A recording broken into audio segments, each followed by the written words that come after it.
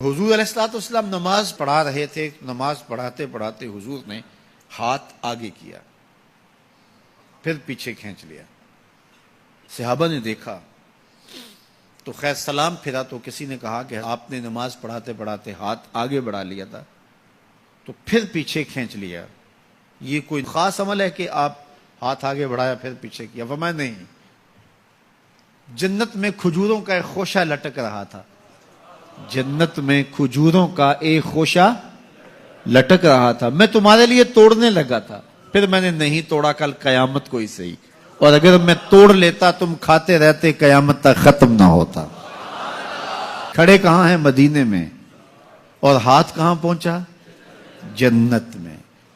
اور جنت کی کھجوریں بھی 500 سال کی اونچائی پر ہیں. اور جنت کہاں ہے؟ سدرۃ المنتہا کے پاس.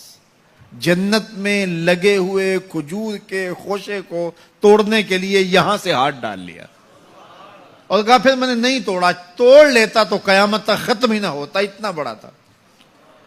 اچھا، آپ میں سے جو بڑا داراز قد شخص ہو تو وہ بھی ہاتھ اٹھائے تو کہاں تک پہنچے گا؟ اس پنکھے تک پہنچ جائے گا.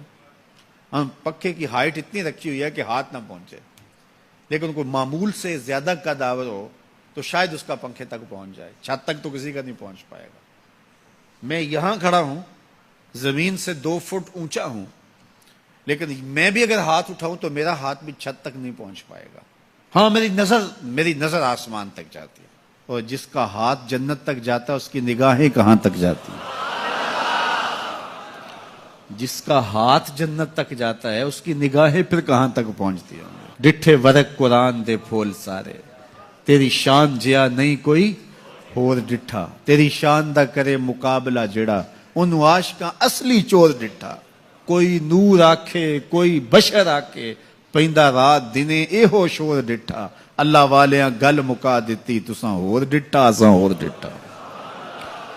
جس کا ہاتھ جنت تک جاتا ہے اس کی نگاہ کہاں تک جاتی ہے؟ وَإِنِّي أَرَىٰ مَا لَا تَرَوْنَ وَأَسْمَعُ مَا لَا تَسْمَعُونَ. جو میں دیکھتا ہوں وہ تم، اور جو میں سنتا ہوں وہ تم نہیں.